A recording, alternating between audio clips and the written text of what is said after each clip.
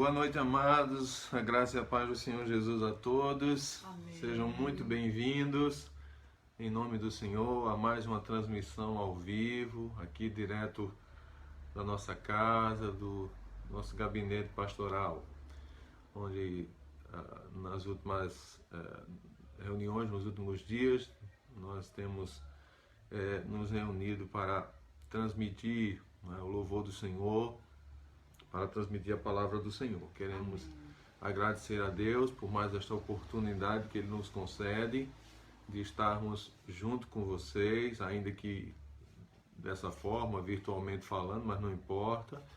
O Espírito que nos une é um só. Amém. E nós agradecemos a Deus por esse recurso, que Ele tem colocado à nossa disposição, não só minha, mas de muitos outros pastores, muitos outros ministérios, muitas outras igrejas, para podermos transmitir a palavra do Senhor. E nós louvamos a Deus porque já pudemos fazer isso hoje pela manhã, não é? Falando sobre a aprovação de Abraão. Se você não viu ainda, não ouviu ainda, vá lá, veja, assista e seja muito abençoado em nome de Jesus. E nessa noite nós temos a oportunidade de seguir louvando a Deus, adorando ao Senhor e ouvindo mais da sua palavra, começando assim bem, da melhor forma possível, a nossa semana, orando para que ela seja uma semana de paz, uma semana feliz, Amém. uma semana abençoada para a glória de Deus, não é? Então nós vamos orar pedindo a bênção de Deus sobre nós. Queremos louvar a Deus pela vida de cada um e vamos estar nesse momento invocando a bênção do Senhor sobre sua vida, sobre sua casa, sobre o seu povo. Que Deus continue nos guardando como Ele tem feito, esses dias, essas semanas, esses meses em que nós temos estado de quarentena, em isolamento social, sem nenhuma previsão de quando é que nós vamos sair. Mas tranquilos, no sentido de seguros e certos de que isso não anula a obra de Deus na nossa vida. Amém. E nem anula a bênção do Senhor sobre nós. Pelo contrário, eu tenho certeza que o Senhor tem cuidado de nós, tem cuidado do seu povo, porque esse tipo de coisa, como eu dizia pela manhã, não interfere em nada e não altera em nada a relação do Senhor com o seu povo. Ele é o mesmo ontem, hoje, diz a Escritura, e o será para sempre. Ele não muda. E essas coisas não têm o poder de mudar Deus. Elas podem até mexer comigo, elas podem até mexer com você, elas podem até mexer com nós, e até mexem, em alguns até mais do que em outros, mas com o Senhor essas coisas não mexem. Então vamos ver as coisas da perspectiva de Deus. Então, se elas não mexem com Deus e nem na sua relação conosco, então vivamos à luz dessa verdade. Não à luz da verdade de que a gente muda, mas à luz da verdade de que Deus não muda. De que Ele não pode nos amar hoje mais do que nos amava ontem, não pode nos amar amanhã mais do que nos ama hoje. E Ele não cuida de nós hoje mais do que cuidava ontem e não cuidará de nós amanhã mais do que cuida hoje. Ele cuida de nós, Ele cuida de mim e de você da mesma forma, do mesmo jeito, todos os dias, porque Ele não muda. Louvado seja o nome do Senhor. Amém? Então vamos orar, vamos pedir a bênção de Deus sobre nós nesta noite.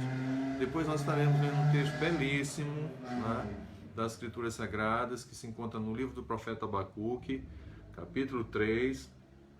O livro do profeta, que é um livro bem pequenininho, só tem 3 capítulos, mas é um livro riquíssimo, com uma mensagem belíssima de esperança e de confiança em Deus, ainda mais se levarmos em conta o momento, e não tem como não levar em conta o momento que nós estamos vivendo. Então vamos orar, vamos pedir a bênção de Deus sobre nós. Pai de amor, nós queremos agradecer por essa noite. Amém. E por mais uma vez poder estar aqui, Senhor, transmitindo a Tua palavra, transmitindo os Teus louvores, orando ao Senhor, invocando a bênção de Deus sobre nós e sobre todos aqueles que nos acompanham agora. Sim. Pedimos, ó Deus, em nome de Jesus, que Tu abençoes a leitura da Tua palavra e a exposição da mesma, dando-nos a graça de fazê-lo, Senhor, na mais absoluta dependência do Teu Espírito, sendo fiéis, ó Deus, à Tua verdade e orando, Deus amado, para que vidas sejam alcançadas, vidas sejam abençoadas, vidas sejam edificadas por meio dela nessa noite, por meio do teu Espírito, em nome de Jesus. Que o Senhor nos dê um coração disposto a ouvir, um coração disposto a acolher, um coração disposto a receber a palavra de Deus nos termos de Deus, nas condições que Ele estabelece, como Ele diz lá em Tiago, né? Que possamos acolher a palavra de Deus com mansidão, Sim, meu Deus. a fim de que pelo Espírito ela possa produzir em nós tudo aquilo que Deus deseja, tudo aquilo que Deus anseia produzir por meio da sua palavra e por meio do seu Espírito na vida de quantos ouvirem a sua palavra nessa noite em especial. Ó Senhor, seja conosco, dê-nos fluência, dê-nos graça e sabedoria no falar, que em tudo o teu nome seja glorificado. Abençoa, Senhor, os enfermos, abençoa os que estão se recuperando de alguma enfermidade. Abençoa, Senhor, os idosos, abençoa os que têm algum tipo de comorbidade.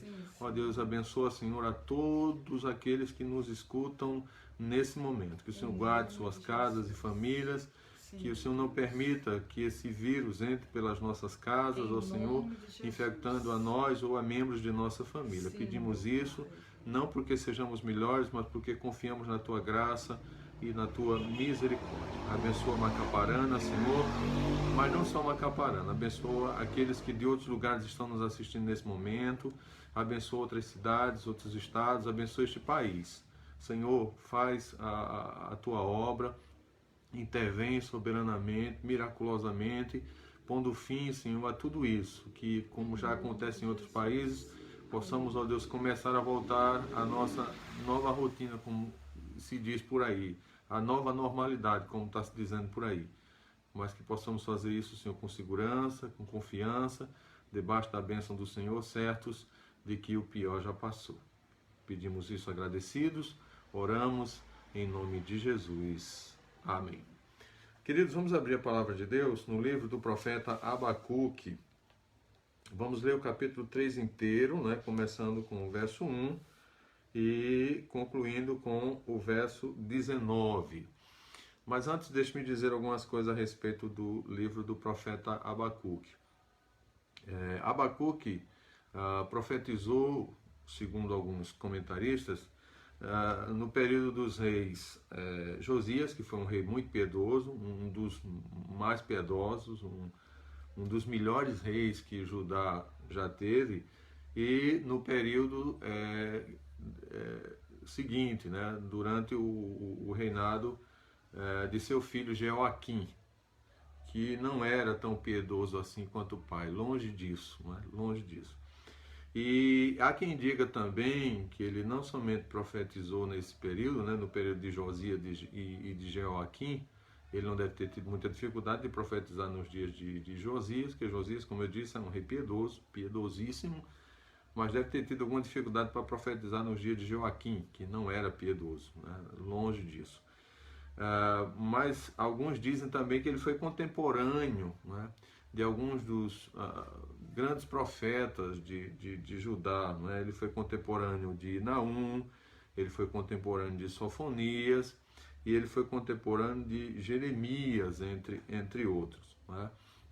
E o livro de Abacuque, ele se divide em 3 partes. Como eu disse, é um livro pequeno, né? Na verdade, ele tem o formato de uma oração, porque ele começa com uma oração que se segue a uma resposta divina, que se segue a mais oração e assim até o fim. E ele se divide, né, segundo também alguns comentaristas, em 3 partes. Na primeira parte, que vai do capítulo 1, versículo 1 ao verso 17, nós temos o profeta questionando e se preocupando, certo? Essa seria a primeira divisão. Capítulo 1, versículo 1 até o versículo 17, nós temos o profeta questionando e se preocupando. Na segunda parte, ou na segunda divisão, que vai do capítulo 2, versículo 1 até o versículo 20, nós temos o profeta vigiando e esperando. Vigiando e esperando uma resposta de Deus para a sua queixa, né? A queixa que ele fez. Tão logo Deus lhe responde a primeira queixa. Então, é um livro formado por várias orações, por muitas orações. E a terceira parte, ou a terceira divisão, ela vai do capítulo 3, verso 1 até o verso 19. E nela nós temos o profeta adorando e testemunhando. Então nós vamos focar principalmente nessa terceira e última parte, o profeta adorando e testemunhando, nessa parte que inclui todo o capítulo 3, do versículo 1 até o versículo 19. Então nós vamos ler o texto que diz o seguinte: a oração de Abacuque, né? Essa já deve ser o quê? A terceira oração do profeta. Ele faz uma oração no capítulo 1, versos 2 a 4, faz uma segunda oração no capítulo 1, versos 12 em diante, até o capítulo 2, versículo 1, e agora novamente ele faz uma oração, né, ao Senhor, e nessa oração ele mais adora do que se queixa, ele mais adora do que argumenta, ele mais adora do que questiona, certo? Então vejamos o texto. Abacuque 3, a partir do verso 1. Oração do profeta Abacuque, uma confissão. Senhor, ouvi falar da tua fama, tremo diante dos teus atos, Senhor. Realiza de novo em nossa época as mesmas obras, faze-as conhecidas em nosso tempo. Em tua ira, lembra-te da misericórdia. E aí ele começa, ele passa a fazer uma descrição, né? Uma descrição daquelas descrições comuns no Antigo Testamento de Deus, uma espécie de teofania, uma manifestação divina, né? Em poder e glória e majestade, até certo ponto assustadora. Aí ele começa: Deus veio de Temã, o santo veio do monte Parã. Sua glória cobriu os céus, e seu louvor encheu a terra. Seu esplendor era como a luz do sol.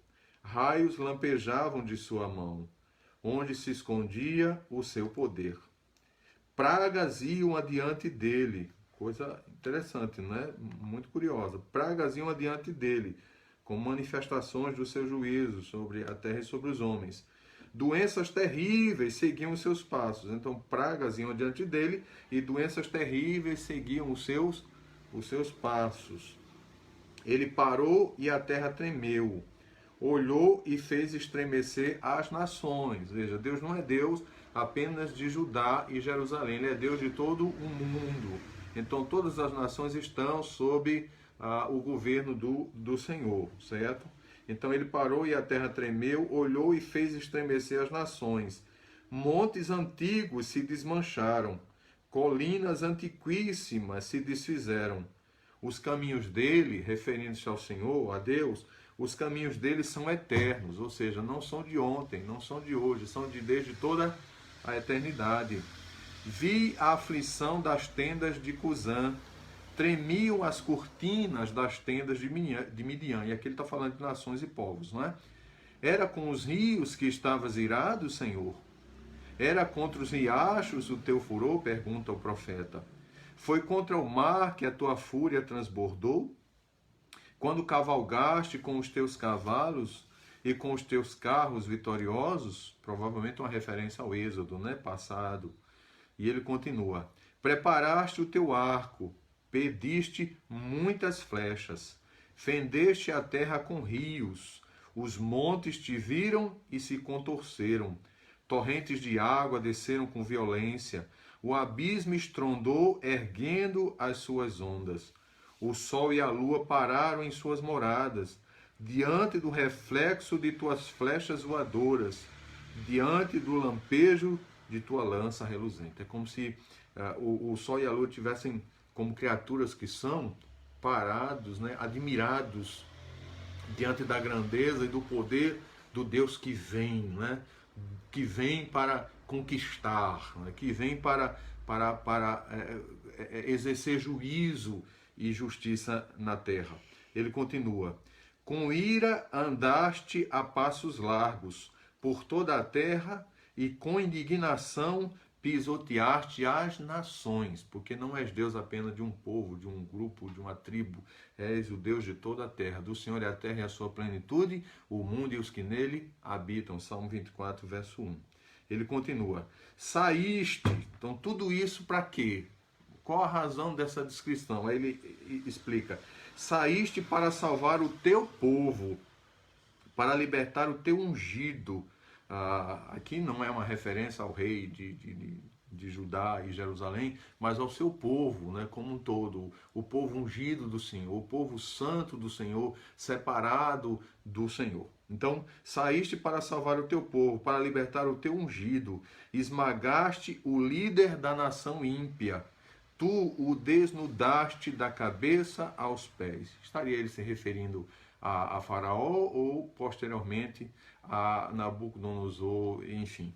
E ele continua, com as suas próprias flechas lhe atravessaste a cabeça, quando os seus guerreiros saíram como um furacão para nos espalhar com maldoso prazer, como se estivessem prestes a devorar o necessitado em seu esconderijo. Pisaste o mar com teus cavalos, agitando as grandes águas. Isso aqui é uma epifania, uma teofania, né? Deus não anda montado de cavalos, é uma forma de se referir ao Senhor como o grande rei da terra, como o grande rei do céu e da terra, que cavalga sobre as alturas dos montes, sobre as águas, como o Senhor soberano que Ele é. E aí, depois dessa descrição, né, extraordinária, gloriosa e, como eu dizia, até certo ponto aterradora, ele diz, ouvi isso e o meu íntimo estremeceu. Meus lábios tremeram, os meus ossos desfaleceram, minhas pernas vacilavam. Natural, né? Nós não estamos falando de qualquer um, nós estamos falando de Deus. Né? Muitas vezes a gente lê uma descrição dessa e uma descrição dessa não mexe com a gente, não mexe conosco, não mexe comigo, não mexe com você. É porque nós ainda não estamos tão sensíveis a essa consciência, né? de quem Deus é, do quão grande Ele é, do quão tremendo Ele é, do quão poderoso Ele é, do quão glorioso Ele é, do quão majestoso Ele é. Ele viu tudo isso, Ele escutou tudo isso e Ele diz, o meu íntimo estremeceu, meus lábios tremeram, os meus ossos desfaleceram, minhas pernas vacilavam. Olha que coisa. Se a visão de Deus em sua grandeza, em sua glória, não mexe conosco, alguma coisa está errada. Tem que mexer, né? Tem que tocar-nos, tem que sacudir-nos. Né? Como aconteceu com Isaías, como aconteceu com Ezequiel, como aconteceu com João, como acontece com qualquer um que tem essa consciência da grandeza, é tomado dessa consciência da grandeza, do poder, da majestade, da glória, da santidade, da perfeição do nosso Deus. Amém, glória Aí ele diz, tranquilo, tranquilo esperarei o dia da desgraça, que virá sobre o povo que nos ataca. Você vai poder entender melhor isso aqui. Daqui a pouquinho. Tranquilo, esperarei o dia da desgraça que virá, não sobre nós, né? Porque sobre o seu povo ele sabia que viria, né? Mas sobre o povo que o atacaria, ou que lhes atacaria, ou que atacaria o seu povo. Então o dia da desgraça estava chegando para Judá. O dia da desgraça estava chegando para Jerusalém. Mas o dia da desgraça também chegaria para os caldeus. O dia da desgraça, o dia do juízo, né, também chegaria para os babilônios, né, para aqueles que Deus iria usar para castigar o seu povo, para castigar Judá e Jerusalém. Aí ele continua, mesmo não florescendo a figueira, e esse texto é extraordinário, né? Um texto de fé, uma confissão de fé. Mesmo não florescendo a figueira, e não havendo uvas nas videiras, mesmo falhando a safra de azeitonas, não havendo produção de alimento nas lavouras, nem ovelhas no curral, nem bois nos estábulos, ainda assim eu exultarei no Senhor, e me alegrarei no Deus da minha salvação. O Senhor, o soberano, é a minha força. Ele faz os meus pés como os do servo, como os da corça. Ele me faz andar em lugares altos. para o mestre de música, para os meus instrumentos de cordas. Por essa conclusão, alguns acreditam, concluem que Abacuque era um sacerdote, não é? E um salmista ao mesmo tempo, alguém que fazia parte do louvor, da adoração do Senhor no templo, né, na casa de Deus, e que Deus havia soberanamente, a exemplo de Jeremias, que Deus havia soberanamente chamado, né, né, para ser profeta, o que é bem mais difícil, todos nós sabemos disso. Né? Muito bem. O livro de Abacuque é muito interessante. Né? É um livro que vale a pena ser lido e relido, com auxílio, inclusive, de bons comentários, de bons estudos bíblicos. Né? Vai ajudar bastante, com certeza. Porque a profecia de Abacuque, ela começa de uma forma um tanto quanto inusitada. Né? Porque o livro registra, inicialmente, uma oração de Abacuque. A história começa assim: Abacuque está incomodado com o que está acontecendo em seus dias em Judá e Jerusalém. Não é? Israel já foi levado em cativeiro, desapareceu, enfim. Então, ele está incomodado, muito incomodado com o que está acontecendo em Judá e Jerusalém. Ele é um servo do Senhor, temente a Deus, e ele está incomodado com o que ele vê, com o que ele ouve, com o que ele assiste. Né? Por tudo o que o incomoda, a conclusão é que ele, no caso específico desse livro, dessa profecia, ela deva ter se dado nos dias já de Jeoaquim, né? E não mais nos dias de Josias. Como eu disse, um rei extremamente piedoso, um dos mais piedosos. Né? Eu acho que se Josias perdeu para alguém, foi para Davi. Né?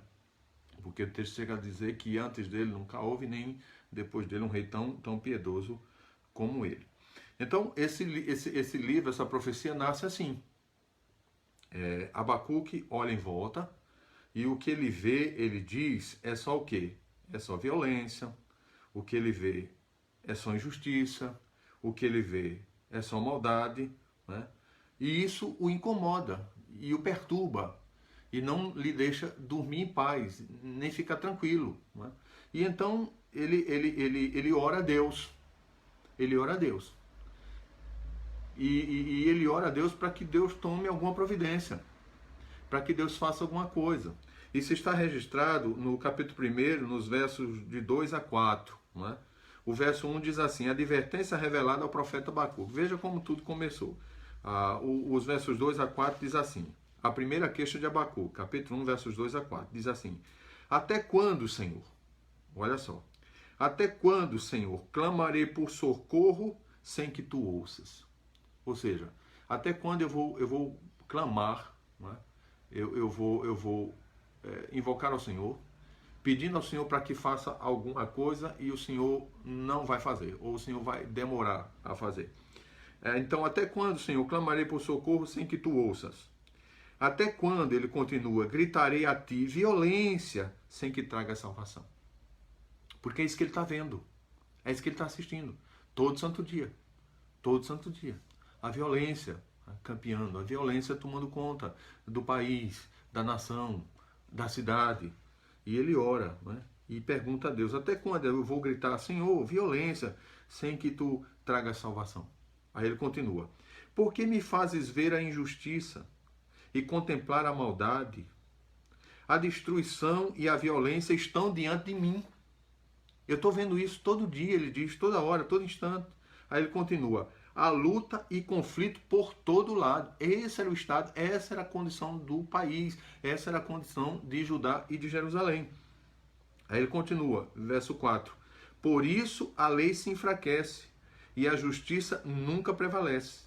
Os ímpios prejudicam os justos e assim a justiça é pervertida. Essa era a condição do país, não é? Essa era a condição da nação. Não é? Essa era a condição social, moral e espiritual da nação. E era uma condição geral, né, que atingia todos os níveis da sociedade de Judá e de Jerusalém, né? Político, econômico, social, judiciário, executivo, enfim. Então é nesse contexto, né? Nesse contexto de desmando total, né?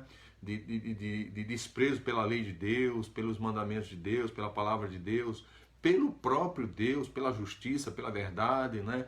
Pelo amor, pela misericórdia, pela bondade. Então é nesse contexto que ele ora ao Senhor e pergunta a Deus: Senhor, até quando tu vais continuar assistindo isso de camarote? E não vais fazer nada. Eu estou orando e o Senhor não está me ouvindo. Eu estou gritando violência e o Senhor não liberta, não intervém. Né? Na cabeça dele era isso. Aí o que é que acontece? Deus responde. Só que a resposta de Deus, ao que parece, quando a gente lê o texto por inteiro, não era bem o que o profeta esperava. Né? Porque quando Deus diz: não, eu não estou indiferente ao que está acontecendo, eu estou vendo tudo. Eu sei o que está se passando em Judá e sei o que está se passando em Jerusalém. Eu sei o que se passa no executivo, eu sei o que se passa no judiciário, eu sei o que se passa entre o povo, eu sei o que se passa na nação. Pode ficar certo, eu não estou diferente não, eu estou ouvindo as orações, eu estou vendo e eu vou tomar providência. E na verdade eu já decidi o que é que eu vou fazer. Sabe o que é que eu vou fazer, Abacuque? Eu vou trazer os caldeus, sabe aquele povo lá do norte que está invadindo e conquistando as nações, não é? Invadindo e conquistando os países? Pois bem, eu vou trazê-los para aqui. Eu vou trazê-los até Judá, eu vou trazê-los até Jerusalém. Eles irão invadir Judá e Jerusalém. E eles irão levar Judá e Jerusalém em cativeiro. Quando o profeta ouve que esse é o plano de Deus, né, que esse é o plano de Deus para disciplinar do seu povo, que esse é o plano de Deus para castigar seu povo, aí ele entra em pânico. Diz: bom, não era bem isso que eu tinha em mente, não era bem isso que eu esperava. Eu pensava outra coisa. E aí a queixa dele passa a ser outra. Né? A queixa dele deixa de ser em relação ao povo, né? E a aparente falta de ação de Deus, para ser de agora em diante: Senhor, como é que tu vais usar um povo pior do que nós para nos castigar? Tem sentido isso? Tem sentido isso? Está certo isso? Né? Procede isso? Não seria incoerência da parte do Senhor? E o Senhor vai mostrar claramente que não é incoerência de forma nenhuma. Ele vai usar os caldeus para punir Judá e Jerusalém, e na sequência, obviamente, como ele sempre fez e sempre fará, ele vai punir os caldeus, né? Por abusarem, né, do seu suposto direito de ser martelo, instrumento de Deus para o julgamento das nações. Então, é nesse contexto, né, de orar a Deus por uma situação e Deus revelar que vai agir de tal forma e então ele entrar em pânico e questionar a Deus: mas como é que é isso? Então é nesse contexto que ele faz essa oração belíssima. Porque depois que Deus lhe responde no capítulo 2, né?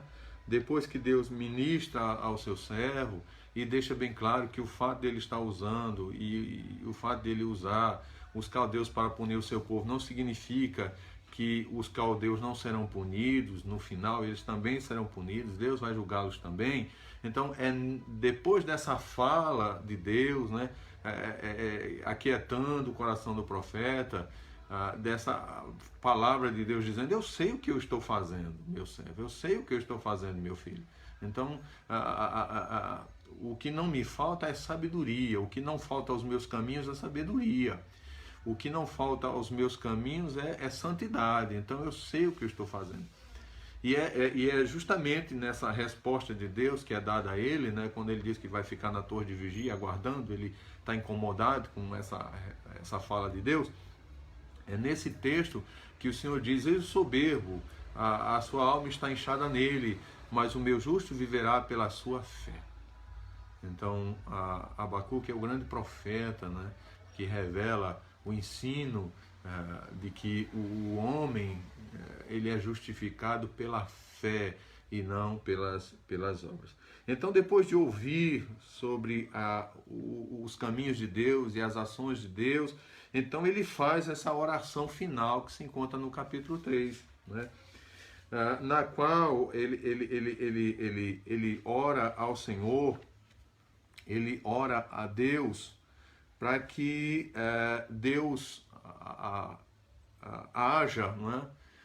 Junto aos seus, para que Deus haja junto ao seu povo, para que Deus haja junto a Judá e Jerusalém, no sentido de poupar o seu povo, ainda que ele sabe, né, que Judá e Jerusalém serão julgados por Deus, ele tem confiança de que Deus vai preservar um remanescente fiel, né?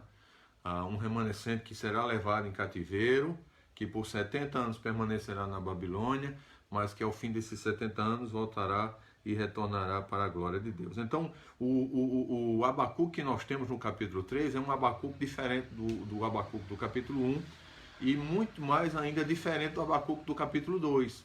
Nós temos um Abacuque mais sereno, um Abacuque mais tranquilo, um Abacuque mais seguro, um Abacuque mais confiante, certo de que essa intervenção de Deus, essa ação de Deus, não é para destruir o seu povo, mas para disciplinar o seu povo. Então é como se ele passasse do vale ao monte, né? É como se ele fosse transportado do vale, onde ele está, nos capítulos 1 e 2, e fosse transportado para o monte, né? E a questão é como é que isso acontece, como é que isso se dá. Ou seja, o que levou Abacuque do vale para o monte, para o alto do monte? O que foi exatamente que levou esse profeta de Deus, né, que nos capítulos 1 e 2 se mostra profundamente angustiado, no capítulo 1 pelo fato de a nação estar pecando e Deus aparentemente não está fazendo nada, no capítulo 2 pelo fato de Deus dizer vou fazer sim e vou usar os caldeus para isso, né? O que é que levou Abacuque, né, a sair desse vale e ir para esse monte alto, esse monte de paz, esse monte de segurança, esse monte de confiança, esse monte de certeza de que isso não seria o fim, né, mas na verdade um novo recomeço. O que levou Abacuque do vale para o alto do monte? E a resposta é a oração, a visão e a fé. O que é que nós vamos encontrar Abacuque fazendo aqui no capítulo 3 do seu livro? Nós vamos encontrar Abacuque intercedendo pela obra de Deus, em primeiro lugar. Nós vamos encontrar Abacuque meditando sobre os caminhos de Deus, em segundo lugar. E nós vamos encontrar Abacuque afirmando a vontade de Deus, em terceiro lugar. Então nós vamos dividir esse texto, o capítulo 3 de Abacuque, em três partes. Na primeira parte nós vamos encontrar o profeta intercedendo pela obra de Deus, versos 1 e 2. Na segunda parte nós vamos encontrar o profeta meditando sobre os caminhos de Deus, versículos de 3 a 15. E finalmente nós vamos encontrar o profeta afirmando a vontade de Deus, versículos 16 a 19. Então, vamos por parte. Primeiro, o que é que nós encontramos o profeta fazendo aqui? Em primeiro lugar, nós vamos encontrá-lo orando pela obra de Deus. Essa é a primeira coisa. Nós vamos encontrá-lo orando pela obra de Deus, né? Clamando a Deus pela obra de Deus. E quando nós falamos de obra de Deus, nós estamos pensando em termos de seu povo, né? A obra de Deus aqui não é uma construção, a obra de Deus aqui não é um prédio, a obra de Deus aqui não é um edifício, a obra de Deus aqui é o seu povo, a obra de Deus aqui é Judá, a obra de Deus aqui é Jerusalém, né? E o que nós vamos encontrar o profeta fazendo aqui em primeiro lugar é orando pela obra de Deus. Versos 1 e 2 que diz assim: oração do profeta Abacuque, uma confissão. Senhor, ouvi falar da tua fama, tremo diante dos teus atos, Senhor. Realiza de novo em nossa época as mesmas obras. Faze-as conhecidas em nosso tempo. Em tua ira, lembra-te da misericórdia. A versão atualizada traduz esse texto da seguinte forma: oração do profeta Abacuque sob a forma de canto. Tenho ouvido, ó Senhor, as tuas declarações e me sinto alarmado. Aviva a tua obra, ó Senhor, e no decurso dos anos faze-a conhecida. No decorrer dos anos, aviva a tua obra, ó Senhor, no decorrer dos anos, e no decurso dos anos faze-a conhecida. Na tua ira, lembra-te da misericórdia. Então essa é a primeira coisa que ele faz. Ele ora pela obra de Deus. Ele ora por Judá, ele ora por Jerusalém, ele ora para que Deus leve a cabo o seu projeto de restauração daquele povo, o seu projeto de recuperação espiritual do seu povo, não é? Do seu povo que havia se afastado tanto de Deus, a ponto de Deus não ter outra alternativa senão julgá-lo, senão puni-lo, senão discipliná-lo, usando para isso os caldeus, né? Os babilônios, uma nação pagã e ímpia, para punir o seu povo. Então é nesse contexto que o profeta ora para que Deus avive a obra, né?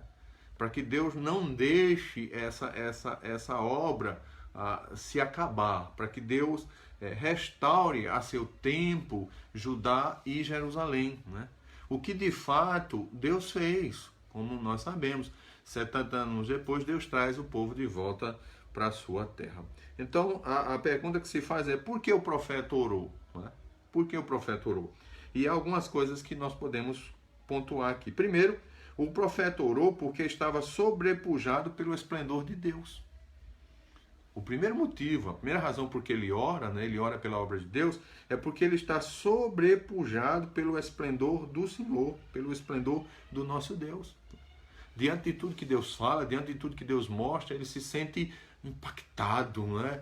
Sobrepujado, a manifestação da glória de Deus, a visão de Deus em seu poder, a visão de Deus em sua majestade, a visão de Deus em sua grandeza, né? Sobrepuja o profeta e leva o profeta a orar, o profeta a interceder pela obra de Deus, a orar por Judá e por Jerusalém, a orar para que Deus avive a sua obra no decorrer dos anos, e no decurso dos anos a faça conhecida, e para que na ira ele se lembre de ser misericordioso.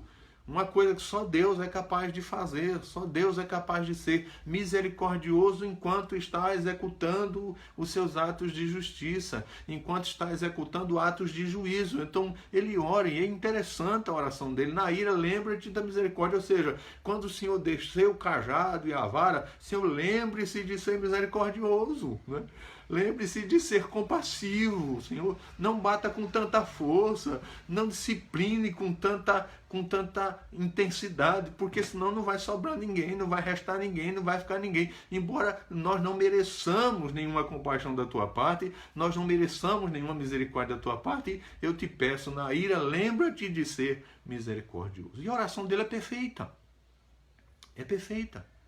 Porque ele não pede para que Deus afaste a ira. Ele não pede para que Deus ignore o que o povo fez. Ele não pede para que Deus passe por cima do que o povo fez. Não, ele tem consciência. Não é? A primeira oração dele não foi exatamente por causa disso, não é? Por conta da maldade, da violência, né? Da injustiça. Então, o que ele ora não é para que Deus suspenda o juízo, porque ele sabe que o juízo é inevitável. Né? O juízo é necessário. Né? A correção é imprescindível. O que ele ora é para que Deus não destrua, Deus não mate. E ele devia saber que Deus não ia fazer isso, porque Deus tinha uma aliança com o seu povo, né? Uma aliança que remontava a quem? A Abraão. A Isaac e a Jacó. Uma aliança que foi oficializada com o povo como nação no Sinai. E para a qual o povo não atentava, mas Deus atentava, sempre atentou. Deus sempre foi a parte fiel na sua aliança. Então o profeta orou porque ele estava sobrepujado pelo esplendor de Deus, como a gente vê aqui no verso 2. Senhor, ouvi da tua fama, tremo diante dos teus atos, Senhor.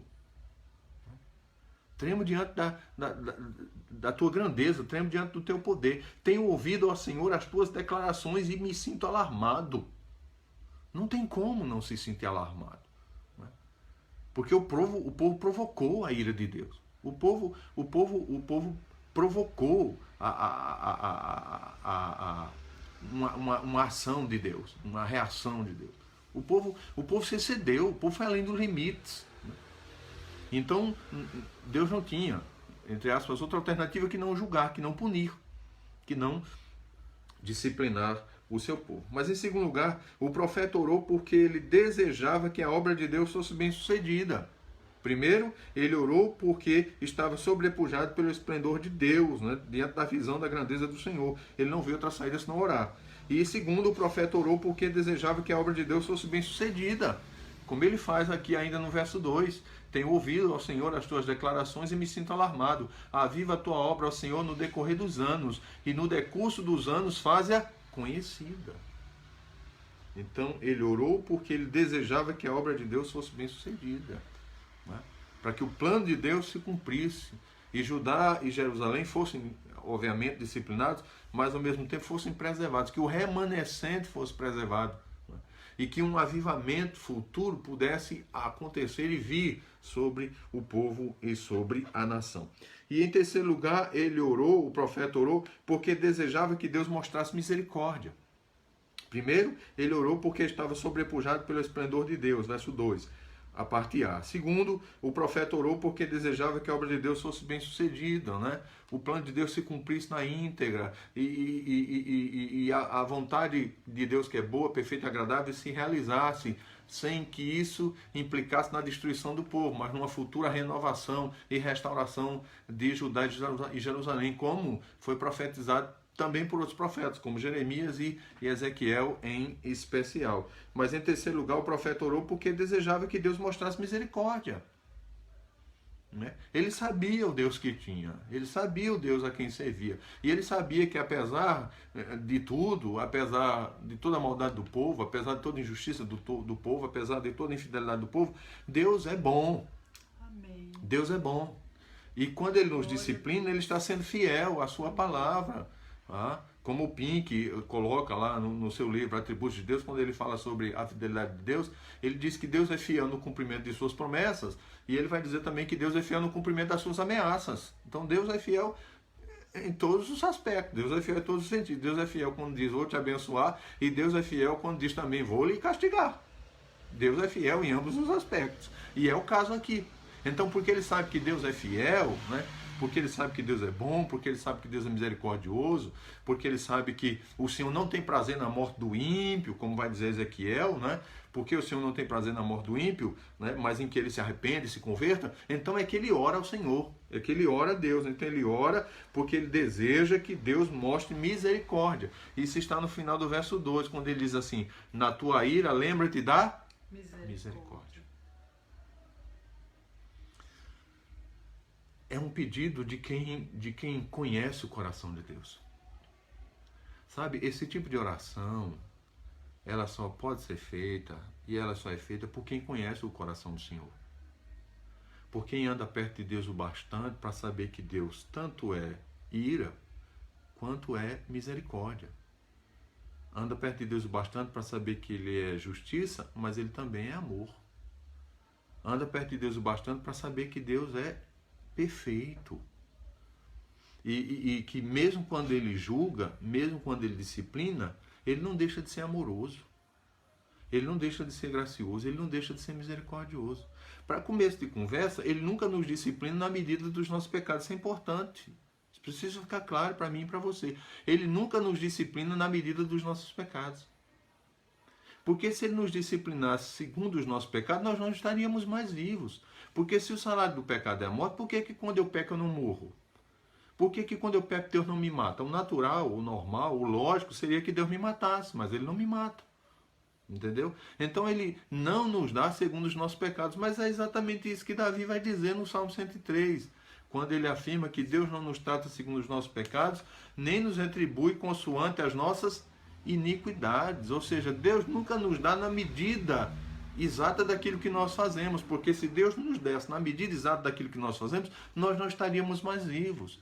Então não há por que nos queixarmos, não há por que reclamarmos, não há por que dizermos, Deus está sendo muito duro, Deus está sendo muito severo. Meu irmão, nunca abra sua boca para dizer uma coisa dessa, pelo amor de Deus.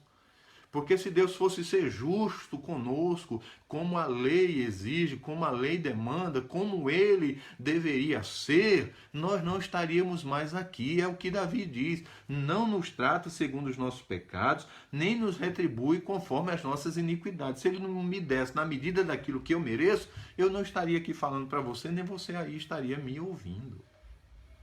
Então quem ora assim, para que na ira Deus mostre misericórdia, é porque conhece a Deus, é porque sabe que Deus é bom, ainda que nós não mereçamos tamanha bondade. E observe, ele não ora para que Deus suspenda o juízo. Ele sabe que o juízo é inevitável. O que ele ora é para que Deus seja misericordioso. É para que Deus não puna com tanto rigor. É para que Deus não lhes dê na medida que eles merecem. Não lhes retribua na medida que eles merecem. Porque se Deus fizesse isso, não sobraria ninguém. Não escaparia ninguém. É o que o salmista vai dizer num dos salmos de romagem. Se tu, Senhor, observares a iniquidade, quem subsistirá? Se Deus for levar a coisa ao pé da letra, né, vai ficar ninguém. Não vai sobrar ninguém. Certo? Então é por isso que ele ora. Ele ora porque ele deseja que Deus mostre misericórdia. Mas eu disse que ele não somente faz isso, né? Ele não somente ora, ele também medita. Essa seria a segunda coisa. Ele ora pela obra de Deus, mas em segundo lugar, ele medita sobre a grandeza de Deus. E é isso, né? Aliado a tudo que Deus falou e tudo que Deus mostrou, que o transporta do vale para o alto do monte, né? O fato de ele orar pela obra de Deus e o fato de ele meditar sobre a grandeza de Deus. Porque ele não somente ora, mas ele toma também tempo para meditar na grandeza do Senhor. Sabe? Porque as nossas orações, elas devem ser alimentadas pela visão do Deus da Bíblia, pela visão do Deus das Escrituras. A gente ora melhor quando a gente ora com base naquilo que Deus revelou acerca de si mesmo e do seu caráter nas Escrituras. Então, se nós queremos que as nossas orações sejam cheias de graça, sejam cheias de vigor, sejam cheias de força, sejam cheias de verdade, sejam cheias de confiança, de segurança, até de uma certa ousadia, de uma ousadia santa, é preciso tomar tempo para meditar no caráter de Deus. É preciso tomar tempo para meditar na grandeza de Deus. Ora melhor quem gasta tempo com Deus, meditando sobre sua grandeza, meditando sobre seus caminhos, meditando sobre suas obras, meditando sobre aquilo que Ele é.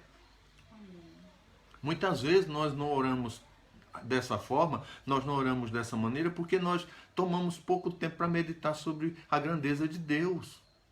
Quanto mais você medita sobre o ser de Deus e a grandeza de Deus, quanto mais você é saturado dessa consciência, melhor você ora. Melhor você suplica, melhor você clama, melhor você intercede. Né? Então, a força das nossas orações está em quanto de Deus nós conhecemos. Em quanto de Deus nós sabemos. Ora melhor quem conhece mais. Da mesma forma que serve melhor quem conhece mais, obedece melhor quem conhece mais e acredita e confia melhor quem conhece mais. É o que está nas Escrituras, é o que está na palavra do Senhor. Então, o que é que nós temos aqui? Em segundo lugar, o profeta meditando sobre a grandeza de Deus. E isso é nos ensinado nos versos de 3 a 15, é um texto um pouco mais longo, porque dos versos 3 a 15 ele vai meditar sobre a grandeza do seu Deus. Há alguns que entendem que ele tem em vista aqui o êxodo, né? A trajetória, Deus trazendo o seu povo, manifestando seu poder, julgando Faraó, julgando seus deuses, abrindo o mar, abrindo o Jordão, encerrando o seu povo, introduzindo o seu povo na terra prometida. É bem provável, né? Por que não? A descrição é gloriosa. A descrição é extraordinária. E há alguns fatos acerca da grandeza de Deus que nos são apresentados nesse texto, nessa passagem que vai dos versos 3 ao verso 15. E a primeira delas é o seguinte: Deus é grande em seus atributos. Essa é a primeira coisa com respeito à grandeza de Deus, do Deus em quem ele está meditando e sobre o qual ele está meditando nesse texto. Deus é grande em seus atributos. Atributos fala de perfeições, fala de qualidades, fala daquilo que revela o caráter de Deus, daquilo que mostra quem Deus é. E na primeira parte, que vai dos versos 3 ao 5, nós temos essa revelação dos atributos do Senhor, de pelo menos alguns dos atributos de Deus, se não de todos, pelo menos de alguns. Nos versos de 3 a 5, nós vamos encontrar o profeta dizendo assim: Deus veio de Temã, o santo veio do monte Parã, sua glória cobriu os céus, e seu louvor encheu a terra, seu esplendor era como a luz do sol. Raios lampejavam de sua mão, onde se escondia o seu poder. Então ele fala de santidade, ele fala de poder. Verso 5. Pragas iam adiante dele, doenças terríveis seguiam os seus passos. Ele fala de juízo, de justiça. Então, nessa primeira porção, ele medita sobre a grandeza dos atributos divinos. Que quando a gente fala de Deus, a gente não usa o termo qualidades. Normalmente a gente usa o termo qualidades para se referir aos seres humanos. Quando a gente está falando de Deus, a gente usa o termo atributos, não é? A gente usa, mais ainda, a gente usa o termo perfeições para dizer que aquilo que é qualidade em mim, não é? Aquilo que é qualidade em você, aquilo que é qualidade em nós, é atributo em Deus, é perfeição em Deus. Por quê? Porque não precisa e não requer nenhum tipo de melhoramento com o tempo. Deus é perfeito em amor, Deus é perfeito em justiça, Deus é perfeito em bondade, Deus é perfeito em graça, Deus é perfeito em misericórdia, Deus é perfeito em fidelidade, Deus é perfeito em bondade, Deus é perfeito em poder, Deus é perfeito em todas as coisas. Amém. Então, o que em mim, algumas coisas, óbvio, porque tem coisas que são exclusivas de Deus, são apenas sombras muito pálidas, né? Em Deus são perfeições absolutas, perfeições completas, que não precisam de nenhum tipo de melhoramento ou de aperfeiçoamento. Por isso que eu dizia ainda há pouco, você deve estar lembrado, quando eu disse que Deus não pode me amar hoje mais do que me amava ontem, e não pode me amar amanhã mais do que me amava hoje. Por quê? Porque seu amor é perfeito. Em mim o amor não é perfeito. Há dias em que eu amo mais, há dias em que eu amo menos, e eu sei que isso é com você também, é conosco, é próprio do ser humano. Mas em Deus tudo é perfeito. Seus atributos, suas perfeições são completas. Glória a Deus. Deus não cresce com o tempo, Deus não melhora com o tempo, Deus não se aperfeiçoa com o tempo, Ele é perfeito. Não é? Santo é o Senhor em todos os seus caminhos e perfeito, diz o salmista, em todas as suas obras. Então, em primeiro lugar, Deus é grande em seus atributos. Segundo, Deus é grande em seus caminhos. Então veja, esse é o seu Deus. Não perca o fio da meada, continue firme. Então Deus é grande em seus atributos e Deus é grande em seus caminhos. Versos 6 e 7 diz assim: Ele parou e a terra tremeu, olhou e fez estremecer as nações, montes antigos se desmancharam, colinas antiquíssimas se desfizeram, os caminhos de Deus são eternos. Vi a aflição das tendas de Cusã, tremiam as cortinas das tendas de Midian. O caminho de Deus é eterno. Glória Esse é o seu Deus. Aleluia. Esse é o seu Deus. É por isso que na Bíblia nós não somos, em momento algum, instados a temer o homem, a temer as forças, as entidades, os poderes. O próprio Jesus vai dizer: não temais os que matam o corpo e nem o mal podem fazer a alma. Temei antes aquele que pode juntar a alma ao corpo, o corpo à alma e lançar ambos no inferno. E de quem é que Jesus estava falando? Jesus estava falando de Deus, do seu Deus, do nosso Deus, do Deus de Abacuque, do Deus soberano. Aleluia. E todo-poderoso. Glória a Deus. Então Deus é grande em seus Aleluia. Caminhos. Louvado seja o teu nome, Senhor. Deus é grande nos seus propósitos, Amém. Nos seus planos, Glória nos seus a Deus. projetos. Amém. Isso é precioso. Amém. Isaías vai dizer, Isaías que não foi, né, contemporâneo de Abacuque, mas com certeza Abacuque deve ter ouvido muito dele, com toda certeza, né? Isaías vai dizer, o próprio Deus vai dizer pela boca de Isaías, que os meus caminhos não são como os vossos caminhos, e os meus pensamentos não são como os vossos pensamentos. Que assim como os céus estão e mais altos, e são mais altos do que a terra, assim são os meus caminhos mais altos do que os vossos caminhos, e os meus pensamentos mais altos, muito mais altos do que os vossos pensamentos. Amém.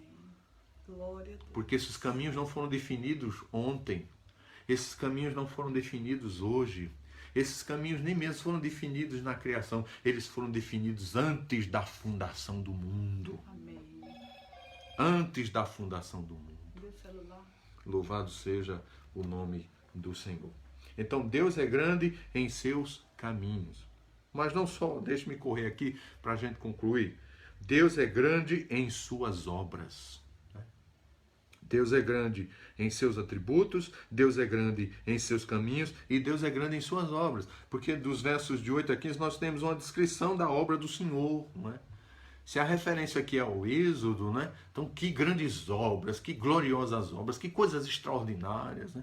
As 10 pragas, a destruição dos exércitos de Faraó no Mar Vermelho, a travessia do Mar Vermelho a pé enxuto, o povo sendo sustentado no deserto, aqueles 40 anos, a entrada na Terra Prometida, o atravessar o Jordão, a destruição de Jericó, não é?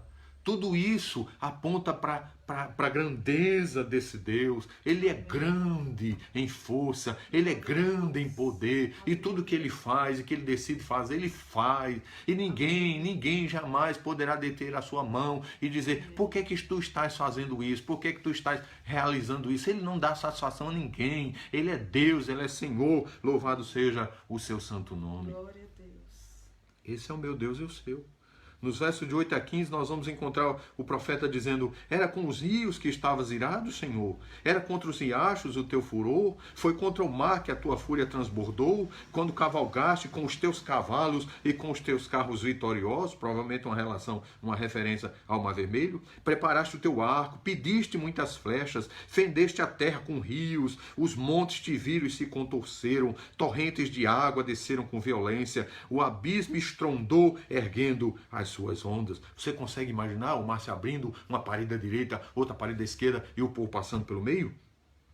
O sol e a lua, diz o profeta, pararam em suas moradas, perplexos, cheios de expectativa, olhando para o seu Criador, o seu Senhor, o seu Rei, o Todo-Poderoso. Aleluia. O sol e a lua pararam em suas moradas diante do reflexo de tuas flechas voadoras, diante do lampejo de tua lança reluzente. É o rei, é o guerreiro, é o Senhor saindo em salvação do seu povo, em livramento do seu povo. Louvado seja o nome do Senhor. Glória a Deus, aleluia. E ele continua, com ira andaste a passos largos por toda a terra e com indignação pisoteaste as nações. A introdução de Israel na terra prometida. Saíste para salvar o teu povo, para libertar o teu ungido, esmagaste o líder da nação ímpia, tu o desnudaste da cabeça aos pés, tu o derrotastes com as suas próprias flechas, lhe atravessaste a cabeça, quando os seus guerreiros saíram como um furacão para nos espalhar com maldoso prazer, como se estivessem prestes a devorar o necessitado em seu esconderijo. Pisaste o mar com teus cavalos, agitando as grandes águas. Aleluia. Esse é o nosso Deus. Glória a Deus, aleluia. Esse é o meu Deus e o seu Deus. Então, medite na grandeza desse Deus e descubra por você mesmo que Ele é grande em suas obras, Amém. que Ele é grande no que Ele faz, Aleluia. que Ele é grande nos seus feitos, que não há ninguém como Ele. Ele é insuperável, Ele é imbatível, Ele é incomparável, como Ele diz através do profeta Jeremias. A quem, pois, me comparareis para que eu lhe seja igual? A quem? Amém, Senhor. Não há ninguém como o Senhor. Glória a Deus. E feliz é aquele que serve a esse Deus. O teu nome, Senhor. Feliz é aquele que tem a esse Deus. Feliz é aquele que anda com esse Deus. Feliz é aquele que foi chamado para viver pela fé e pela confiança nesse Deus. Mas em terceiro e último lugar, e aqui eu preciso resumir, em terceiro e último lugar, afirme a vontade de Deus. Porque foi isso que o profeta fez. E foi isso que o tirou do vale e o ascendeu ao alto do monte. Ao monte da confiança, da esperança e da certeza de dias melhores. Ele afirmou a vontade do Senhor. Primeiro, ele orou pela obra de Deus. Segundo, ele meditou sobre a grandeza de Deus. E terceiro, ele afirmou, ele confessou a vontade do Senhor. Amém. Ele confessou a vontade do seu Deus. Ele confessou a vontade do Todo-Poderoso. E isso ele vai fazer nos últimos versos. Nos versos 16 a 19. Onde nós podemos ouvir ainda hoje. E não ouvir longe, distante, mas como se tivesse sendo dito agora, nesse exato momento. A firme confissão de fé do profeta. O profeta que começou indignado, passou a vacilante, agora está firme, está seguro, porque ele orou ao Senhor, né? Porque ele meditou na grandeza do seu Deus. E agora ele pode fazer essas afirmações tremendas. Observe que uma coisa está ligada à outra. Ele ora pela obra de Deus, ele medita na grandeza de Deus e agora ele afirma a vontade de Deus, ele confessa a sua confiança em Deus. E ele faz isso por meio de 3 afirmações belíssimas, 3 afirmações gloriosas que mostram a fé do profeta, que mostram que entre aqueles que viviam pela fé no Antigo Testamento e em todos os tempos estava esse homem, este servo do Senhor chamado Abacuque. E quais são as 3 declarações de fé do profeta? Primeiro, esperarei pacientemente no Senhor. Verso 16.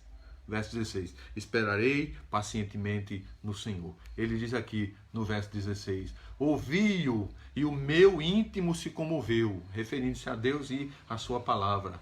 A sua voz tremeram os meus lábios. Entrou a podridão nos meus ossos e os joelhos me vacilaram, pois em silêncio devo esperar o dia da salvação que virá contra o povo que nos acomete. O que é que ele diz que ele vai fazer? Diante da grandeza, da revelação desse Deus, da majestade, da grandeza dos seus atributos, da grandeza do seu caráter, da grandeza das suas perfeições, da grandeza dos seus caminhos e da grandeza das suas obras. O que é que ele vai fazer? Ele vai se desesperar? Ele vai entrar em pânico? Não, ele vai esperar pacientemente. Ele vai esperar pacientemente. Como ele diz aqui, pois em silêncio devo esperar o dia da angústia que virá contra o povo que nos acomete. Mas não é difícil, irmãos. Pode parecer, diante de tudo que ele ouviu, pode parecer difícil esperar pacientemente em Deus numa situação dessa, mas não é difícil esperar pacientemente em Deus quando já se encheu a mente com a visão da grandeza de Deus. Quando já se encheu o coração com a visão da grandeza de Deus. O caminho para se esperar pacientemente, meu irmão, em Deus, é encher o coração e a mente com a visão da grandeza de Deus, com a visão da majestade de Deus, com a visão do poder de Deus, com a visão da glória de Deus. Leia Isaías, especialmente dos capítulos 40 em diante, e enche a sua mente com aquela visão gloriosa que o profeta dá de Deus. Onde em diversas ocasiões Deus pergunta: a quem você me compara? A quem você me compara para que eu lhe seja igual? Não há ninguém igual ao Senhor. Enche a sua mente com a visão do Deus soberano, enche a sua mente com a visão do Deus glorioso, enche a sua mente com a visão do Deus majestoso, enche a sua mente com a visão do Deus tremendo, e você saberá esperar pacientemente no Senhor. Amém. E você saberá esperar pacientemente em Deus. Amém. Porque o segredo para se esperar em Deus é encher a mente e o coração com a visão do Deus que se revelou nas Escrituras, Amém. que se revelou na sua palavra, que se revelou em Cristo Jesus, nosso Senhor. Glória a Deus. Aleluia. Paulo diz, escrevendo aos Colossenses: habite ricamente em vós a palavra de Cristo. Sature-se com a palavra de Deus, porque é nela que você vai encontrar essa visão majestosa do Senhor. O que fez o salmista se tranquilizar e dizer: vou esperar com paciência, foi a visão elevada e gloriosa que ele teve do Senhor, que ele teve de Deus, e que é transformadora. Toda visão de Deus quando recebida pela fé, ela muda quem a recebe. Não vê Isaías? Ela muda, ela transforma. Em segundo lugar, qual é a segunda confissão que ele faz? Eu me alegrarei no Senhor. Versos 17 e 18. Eu me alegrarei no Senhor. Versos 17 e 18. Olha o que é que ele diz. Ainda que a figueira não floresça, nem haja fruto na vide, o produto da oliveira minta, e os campos não produzam mantimento, as ovelhas sejam arrebatadas do aprisco, e nos currais não haja gado. Todavia, eu me alegro no Senhor, exulto no Deus da minha salvação. Louvado seja o nome do Senhor. Amém. De onde ele tirou essa fé? De onde ele tirou essa confiança? De onde ele tirou toda essa segurança, essa ousadia? De onde ele tirou toda essa força? Da visão de Deus. Da visão de Deus. É a visão do Deus da Bíblia que me faz forte. É a visão do Deus da Bíblia que me faz seguro. É a visão do Deus da Bíblia que me faz descansar. É a visão do Deus da Bíblia que me faz tirar os olhos das circunstâncias e olhar para Deus. Quando ele diz ainda que, é porque ele sabe onde está posta a sua confiança. A sua confiança está posta em Deus. É como diz aquela velha canção que a gente não se cansa de repetir. Não olhe as circunstâncias, não. Olhe o seu amor, seu grande amor. Não me guio por vistas, alegre estou. Eu sei para onde é que eu estou olhando. E ele diz, eu não vou olhar para as circunstâncias, não. Eu não vou olhar para o curral. Eu não vou olhar para os campos. Eu vou olhar para o Senhor. Eu vou olhar para Deus. Eu vou olhar para o Todo-Poderoso. Amém. Confiança, paz, segurança é uma questão de para onde se olha. Segurança e paz é uma questão de para onde se olha. Para onde se dirige o olhar. Quem olha para Deus tem paz. Quem olha para Deus tem segurança. Quem olha para Deus tem confiança. Amém. Glória a Deus. Então essa é a segunda declaração do profeta. Eu me alegrarei no Senhor. Mas qual é a terceira e última declaração do profeta? Confiarei no Senhor. A primeira é, esperarei pacientemente no Senhor, verso 16. A segunda é, eu me alegrarei no Senhor, versos 17 e 18. E a terceira é, eu confiarei no Senhor. É a fé. A fé que não é um tiro no escuro. A fé que não é um salto no escuro. Não, a fé não é um salto no escuro. A fé é confiança nas promessas de Deus. É confiança no caráter de Deus. Não é fé nas coisas, não é fé na fé, é fé em Deus. O que determina a qualidade da fé é o objeto dela. O que determina a eficiência, a efetividade da fé é o objeto dela. Veja o que ele diz aqui no verso 19. O Senhor Deus é a minha fortaleza e faz os meus pés como os da corça e me faz andar altaneiramente. Olha que coisa linda. É isso que a fé faz.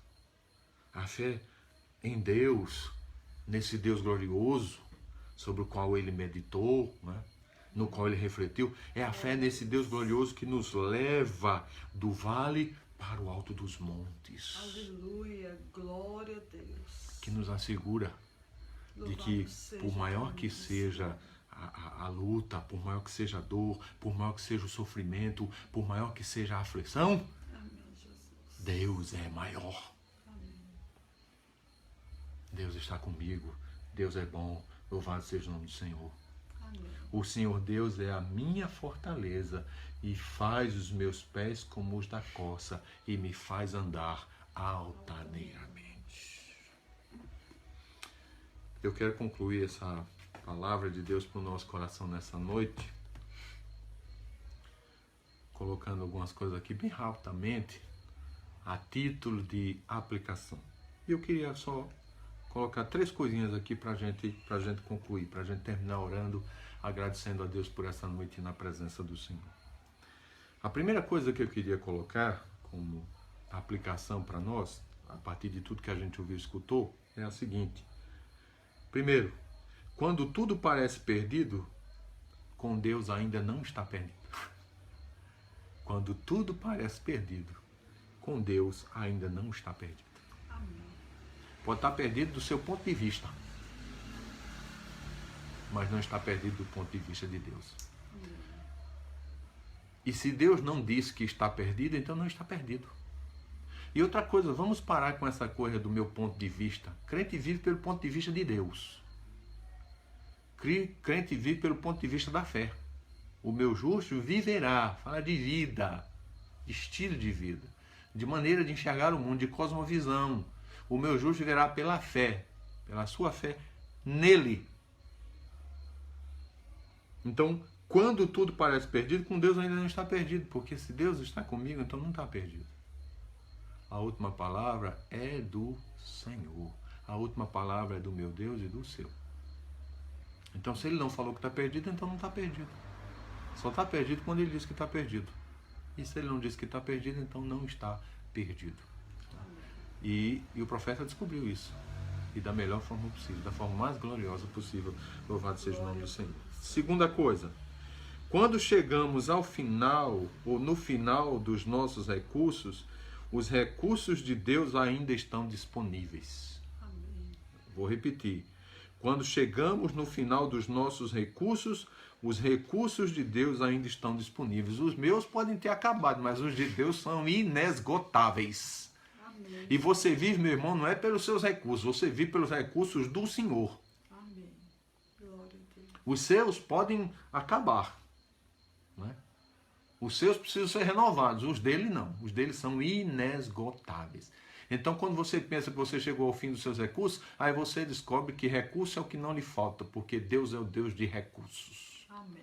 O que você precisa, Deus tem. Louvado seja o nome do Senhor. Glória a Deus. E em terceiro e último lugar, quando a crise nos encurrala, né, no canto da parede, nos ameaça destruir, acabar conosco, precisamos olhar para o alto. Repito, quando a crise nos encurrala, nos pressiona, né, e parece que vai nos destruir, precisamos nessa hora olhar para o alto. Amém. Não olhe para a crise, olhe para Deus.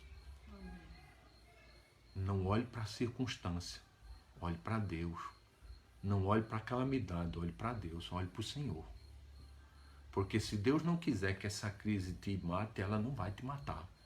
Se Deus não quiser que essa crise te destrua, ela não vai destruir. Se Deus não quiser que essa crise lhe coloque no pó, ela não vai lhe colocar. Aleluia. Glória a Deus. Porque quem governa é o Senhor. Amém, Senhor. Quem reina sobre mim, sobre a minha vida e sobre a sua é o seu Deus. Amém. É como diz aquele ditado, né? Nunca diga para o seu problema, nunca diga para o seu Deus, eu tenho um grande problema. Diga para o seu problema, eu tenho um grande Deus. Amém. Você tem um grande Deus. Glória a Deus. Um Deus glorioso, majestoso, extraordinário, maravilhoso. E esse é o seu Deus. O Deus da aliança. Da aliança que Ele fez conosco em Cristo Jesus, o nosso Senhor. Que Deus nos abençoe ricamente. Amém. Que Deus aplique a sua palavra no nosso coração. Louvado seja o teu nome. Que você possa, meu irmão, ao longo dessa semana, meditar nessa palavra, refletir. E ainda que você não possa sair, ou pouco saia, que aonde você for, você possa levar essa palavra com você. Amém, Jesus. Que você possa guardá-la no coração. Que você possa descansar no seu Deus. Amém, Jesus. Sabendo que Ele é fiel e poderoso. Louvado seja o nome do Senhor. Amém. Que Deus te abençoe, em nome de Jesus. Amém? Amém. Divida essa mensagem com outros, dê a outros a oportunidade de ser abençoado. Se você foi abençoado com essa palavra, compartilha com outros, para que sejam também em nome de Jesus. Vamos orar? Vamos orar. Pai de amor, nós queremos agradecer por esta oportunidade maravilhosa de podermos estar juntos e podermos meditar na palavra do Senhor. E começar a semana assim, ouvindo a Tua voz através da Tua palavra. e sendo por ela alimentados, sendo por ela fortalecidos, sendo por ela edificados. Sim. Obrigado, meu Deus, porque o Senhor é um Deus que fala Amém. e cuja voz nós podemos ouvir. É verdade, Senhor. Que prazer é ouvir Tua voz, Senhor. Que conforto ela nos traz. Que paz ela traz ao nosso coração. Saber quem Tu és, ó Deus, faz toda a diferença. E é a diferença entre a esperança e o desespero. Obrigado por tudo, Senhor. Recebe o nosso louvor e gratidão. Dá-nos uma semana abençoada diante de Ti. Abençoa-nos em tudo quanto for fazermos. Que, sobretudo, quando pusermos as nossas mãos, esteja a mão do Senhor. Que o Senhor continue nos guardando, nos protegendo. E que dias melhores da parte do Senhor possam chegar para nós, para o Seu povo e para esse país. É o que nós pedimos agradecidos. Em nome de Jesus. Amém.